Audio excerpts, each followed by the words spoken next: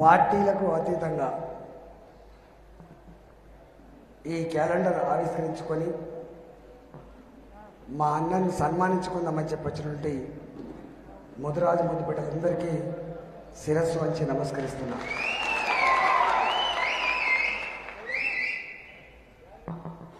ఇది పార్టీ వేదిక కాదు, పలాని పార్టీకి ఓటు వేయమని చెప్పే వేదిక కూడా కాదు. ఈ వేదిక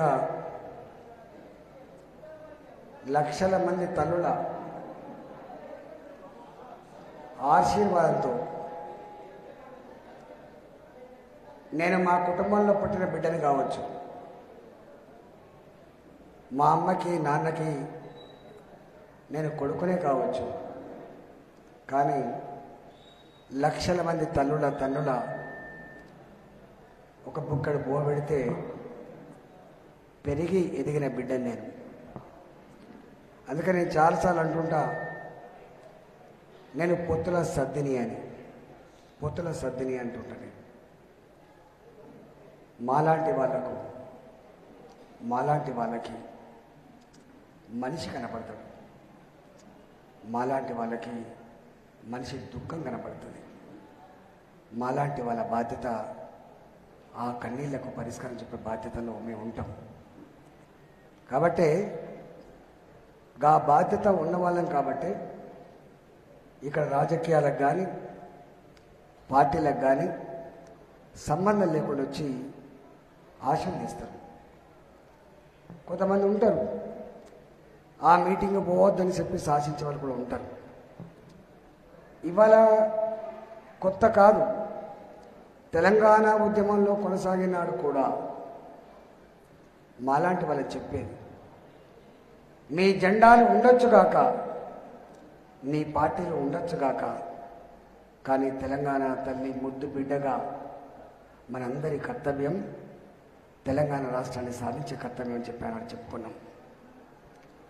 ఇవాల్టి మన కర్తవ్యం ఏ రాజకీయాలైనా ఉండొచ్చుగాక, ఏ పార్టీలైనా ఉండొచ్చుగాక, కానీ వాటి ప్రతి మనిషి కర్తవ్యం, తెలంగాణ బిడ్డ కర్తవ్యం. కేసీఆర్ గారి ప్రభుత్వం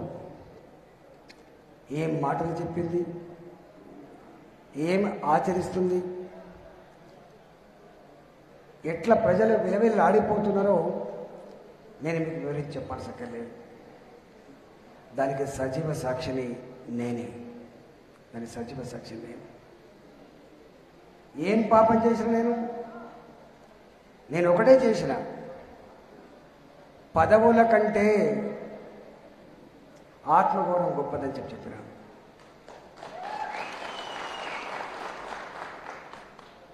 ప్రజలు నచ్చని, ప్రజలు మెచ్చని, ప్రజలకు ఉపయోగపడని పదవి కంటే కూడా ప్రజల్లో బతికేదే గొప్పదని చెప్పిన బిడ్డ నేను.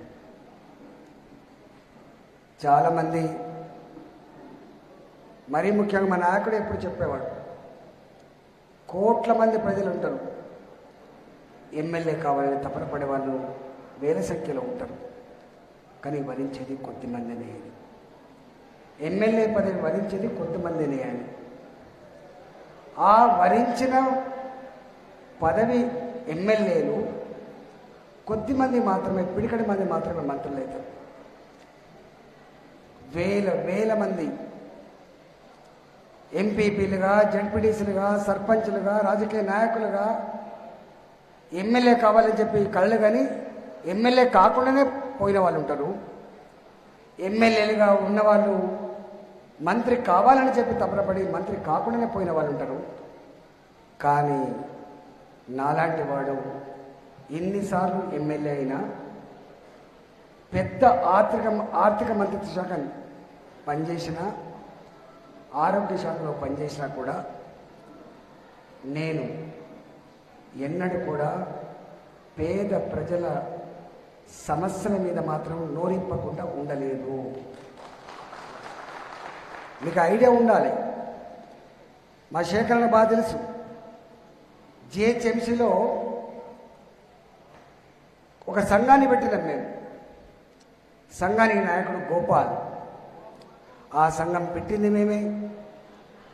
ఆ సంఘాన్ని ఆ కార్మికుల ఆశీర్వాదంతో పెద్దగా పెంచి గొప్పగా గెలిపించుకున్నాం. ఆ సంఘం మా ప్రభుత్వం కదా, మా నాయకుడు కదా అని చెప్పి సమ్మె చేసినాడు.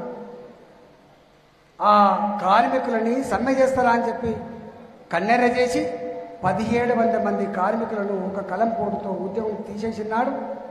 వాళ్ళు విలవిల ఏడ్చి, అప్పుడు నేను మంత్రిని. నేను వాస్తవంగా ఆ సమస్యను ముఖ్యమంత్రి గారు చెప్పి పరిష్కరించాలి, నా కర్తవ్యం అది. కానీ ఆనాడు ఆ కార్మికులు కన్నెళ్ళ పెట్టి విలువెల్లాడుతున్నాడు. మంత్రి పదవి ఉండొచ్చు కాక, కానీ వాళ్ళకు అండగా ఉండాలని చెప్పి సంఘీభావం అని చెప్పిన బిడ్డ ఈటల రాజేందర్ గుర్తుపెట్టుకో. అంటే ఈ మాట ఎందుకు చెప్తున్నా అంటే, మంత్రి పదవి కంటే కూడా నమ్ముకున్న ప్రజల చెంతక ఉండాలని ధైర్యం ఇవ్వాలన్నటువంటి కర్తవ్యం నెరవేర్చిన వాడిని నేను. అట్లాంటి తప్పుడు చాలా చేసిన నేను. ఆర్టీసీ కార్మికులు సమ్మె చేసిండు, హనుమంత్ గిరక ఆర్టీసీ కార్మికులు సమ్మె చేసినాడు. ఒక రాజులాగా చక్రవర్తిలాగా హుకుం జారీ చేశాడు. నా దగ్గర సంఘాలకు ఆస్కారం లేదు, నా దగ్గర ట్రేడ్ యూనియన్లకు ఆస్కారం లేదు. ఈ సంఘాలు సంఘ నాయకుల వల్లనే ఆర్టీసీ నాశనం అయిపోయింది. మీరు కనుక సంఘాన్ని రద్దు చేసుకోకపోతే, మీరు కనుక ట్రేడ్ యూనియన్లు వైదొలకపోతే మీ ఆర్టీని బ్రహ్మ దేవుడు కూడా కాపాడలేడని చెప్పి అల్టిమేటం ఇచ్చి 100 మంది ఆర్టీసీ కార్మికుల చావులకు కారణమైన వ్యక్తి ఎవరో మీకు అందరూ కూడా తెలుసు. అప్పుడు నేను అడిగిన, అరే సంఘాలు ఇవాళ పుట్టలే, కార్మికులు పని గంటల కోసం రక్తాన్ని దారబోసి ఆ రక్తంలో తడిపిన జెండానే ఆనాటి కార్మికుల జెండా, ఎర్ర జెండా అని చెప్పి ఆనాటి నుంచి ఈనాటి వరకు కార్మికుల హక్కుల దినంగా నడుపుతున్నటువంటి ఆ కార్మిక సంఘాన్ని రద్దు చేయమన్నాడు. కార్మిక సంఘాలు ఆనాడు ఉన్నాయి, ఇవాళ ఉంటాయి, రేపు కూడా ఉంటాయని చెప్పిన మనిషిని నేనే. అంటే ఇవన్నీ వారికి నచ్చకపోవచ్చు, కానీ నేను ముందుగా ఉద్యమ బిడ్డను. నేను చాలాసార్లు చెప్పిన, నాలాంటి సామాన్యుడు ఎమ్మెల్యే కావడానికి ప్రధాన కారణం తెలంగాణ ఉద్యమం పుణ్యమనేది. ఈ పదవి మా అమ్మిస్తే వచ్చింది కాదు, ఈ పదవి మా నాన్నిస్తే వచ్చింది కాదు, ఈ పదవి కొనుక్కుంటే దొరికేటువంటి సరుకు కాదు. ఈ పదవి ఆనాడు తెలంగాణ ప్రజల ఆత్మగౌరవ ప్రతీకగా తెలంగాణ రాష్ట్ర ఏర్పాటు కోసం కొట్లాడమని ఆశీర్వదించి వచ్చిన పదవి అని చెప్పి ప్రకటించుకున్న బిడ్డను నేను. అందుకే మొన్న కూడా నన్ను తీసేసిన నాడు ఒకటే మాట చెప్పిన,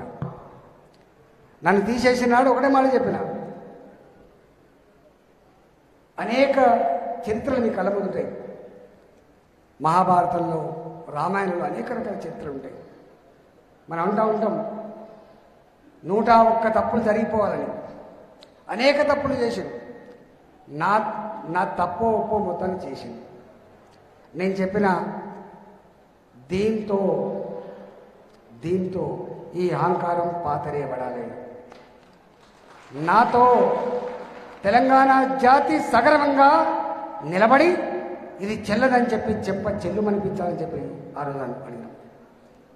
అందుకే నేను నీవెత్తుకుంటే నేను ఇంత పెద్దగా అయినా అని చెప్పి అంటున్నావు కదా ముఖ్యమంత్రి గారు, నీవిస్తే ఒక పదవి వచ్చింది అంటున్నావు కదా, నీ బీఫామ్తో, నీ ఫోటోతో, నీ పేరు చెప్పుకొని నన్ను గెలిచిన అంటున్నావు కదా, అది నిజమే అయితే ఇగో పట్టు నీ పదవి అని చెప్పి ముఖాన్ని మీద కొట్టి తేల్చుకుందాందా నా హుజరాబాద్ క్షేత్రంలో నీవు పరిచయమో నేను పరిచయమో, నిన్ను ఆశీర్దిస్తారో నన్ను ఆశీర్దిస్తారో తేల్చుకుందాం రా అని చెప్పి పోయి 6 నెలల కాలం పాటు ఈ మొత్తం దేశ చరిత్రలో, ఈ ప్రజాస్వామ్య చరిత్రలో 6 నెలల పాటు ఏకబిగిన ఎన్నికల ప్రచారం జరిగినటువంటి నియోజకవర్గం ఏది లేదు, అది కేవలం హుజరాబాద్ మాత్రమే. చాలామంది వచ్చింది ఇక్కడ. ఉద్యోగం ఉన్న గవర్నర్ వచ్చింది, పార్టీలు వేరు కావచ్చు, సిద్ధాంతాలు వేరు కావచ్చు. రాజేంద్రన్న ఓడిపోతే తెలంగాణ ఆత్మగౌరవం ఓడిపోయినట్టు, రాజేంద్రన్న గెలితే మనం గెలిచినట్లయితే భావించారు. రాజేంద్రన్న గెలుపులో జెండాలకు ఆస్కారం లేదని, రాజేంద్రన్న గెలుపులో సంఘాలకు పార్టీలకు ఆస్కారం లేదని చెప్పి ఇవాళ ఈ తెలంగాణ వ్యాప్తంగా ఉన్నటువంటి అనేక మంది చైతన్యవంతుల బిడ్డలు హుజురాబాద్కు వచ్చారు. వారి ఇంతమంది చాలాసార్లు మంది చెప్పింది, వచ్చినా కనీసం ఫోటో దిగే టైం లేకుండా పోయింది, నాకు వచ్చినా నేను పరిచయం చేసుకునే ఆస్కారం లేకుండా పోయింది, వచ్చినా నేను చెప్దామనేటువంటి సందర్భం కూడా లేకపోయిందని చెప్పి చాలామంది వచ్చారు. ఎన్ని వేల మంది వచ్చిండ్రో, ఎంత తపన పడ్డరు. నాకు తెలిసి 6 నెలల కాలం పాటు అది కుల్కచర్ల కావచ్చు, అది వికారాబాద్ కావచ్చు, అది పరిగి కావచ్చు, అది హైదరాబాద్ కావచ్చు, ప్రతి ఇంట్లో కళ్ళల్లో వత్తులేసుకొని హుజురాబాద్లో ముఖ్యమంత్రి చేసే వికృత చేష్టల్ని అసహించుకుంటా నీళ్లను కన్నీళ్ళను దిగమించుకుంటా తప్ప బయటికి చెప్పలేవాళ్ళు. ఈ దేశం గొప్ప ప్రజాస్వామిక దేశం అని చెప్పుకునే ఈ దేశంలో ఓటు హక్కు తన ఆత్మగౌరవానికి ప్రతీక అని చెప్పేటువంటి ఈ దేశంలో, ఇది స్వయంభూ, ఇది నా హక్కు అని చెప్పుకునే గర్వపడేటువంటి ఈ దేశంలో ఆ ఓటు హక్కు విలువను కూడా, ఆ ఆత్మగౌరవానికి ప్రతీకమైనటువంటి హక్కును కూడా పైసలతో కొనే ప్రయత్నం చేసిండు ముఖ్యమంత్రి గారు. మద్యంతో మాయ చేసి డైవర్ట్ చేసే ప్రయత్నం చేసిండు. కానీ 600 కోట్ల రూపాయలు ఖర్చు పెట్టినా, మొట్టమొదటిసారిగా దళితులకి దళిత బంధు పేరిట 2 లక్షల కోట్ల రూపాయలు ఇస్తా అని చెప్పి ప్రకటించిన, ఒక్క నియోజకవర్గంలో 17,000 కుటుంబాలకు 2,500 కోట్ల రూపాయలు దళిత బంధు డబ్బుల్ని కలెక్టరేట్లో జమ చేసి ఇచ్చిన, పోచమ్మ గుళ్ళ మీద చెక్కులు పెట్టి పాస్ పుస్తకాలు పెట్టి ప్రమాణాలు చేయించిన, ఇవాళ కొమరెల్లి మల్లన్న దగ్గర కంకణాలు పట్టుకుపోయి, మా మల్లేశ్వర మహాదేవ్స్ కంకణాలు పట్టుకుపోయి కంకణాలు కట్టి పసుపు పెట్టి ప్రమాణాలు చేయించిన గొల్ల కుర్మలకు కూడా వాళ్ళు గిలగిల కొట్టుకున్నారు తప్ప, ప్రమాణం చేసిన తప్ప ఏం చేయలేకపోయినరు. అయినా మల్లన్న కంకణాలు కట్టుకుని ప్రమాణం చేసిన, పసుపు కుంకుల మీద ప్రమాణం చేసిన, పోచమ్మ గుళ్ళ మీద పెద్దమ్మ గుళ్ళ మీద ప్రమాణం చేసినప్పటికీ కూడా అరిష్టం జరగబోద్దు, రాజేంద్రన్న ఓడిపోతే ఈ రాష్ట్రానికి అరిష్టం అని చెప్పి భావించి ఇవాళ యావత్ తెలంగాణ జాతి హుజురాబాద్ వైపు ఎదురు చూస్తుంది. యావత్ తెలంగాణ జాతి మా తీర్పు మీద ఆధారపడిందని చెప్పి భావించి ప్రజలు గర్వించే పద్ధతిలో, ప్రజలు గల్లెగరేసే పద్ధతిలో హుజురాబాద్ డబ్బులని పాతరేసి, మద్యాన్ని పాతరేసి తెలంగాణ ఆత్మగౌరవ పోట ఎగిరేసినటువంటి గొప్ప సందర్భం దేశానికి ఆదర్శం ఇవ్వాలి. అందుకే ఇక్కడున్న రాజకీయ నాయకులందరూ కూడా కొన్ని మీకు ఒక స్ఫూర్తినిచ్చింది. డబ్బుంటేనే రాజకీయం, తాగిపిస్తేనే రాజకీయం, మోసం చేస్తేనే రాజకీయం కాదు. హాయ్ ఫ్రెండ్స్, మా టుడే టుమారో యూట్యూబ్ ఛానల్ చూస్తున్నందుకు చాలా థ్యాంక్స్. మరిన్ని లేటెస్ట్ వీడియోస్ కోసం వెంటనే సబ్స్క్రైబ్ చేయండి. అలాగే ఈ బెల్ ని కూడా రింగ్ చేసేయండి. మా నోటిఫికేషన్స్ అన్ని మీ మొబైల్లో వస్తాయి. అలాగే మా వీడియోస్ మీకు నచ్చితే లైక్ చేయండి, షేర్ చేయండి, నచ్చకపోతే కామెంట్ చేయండి.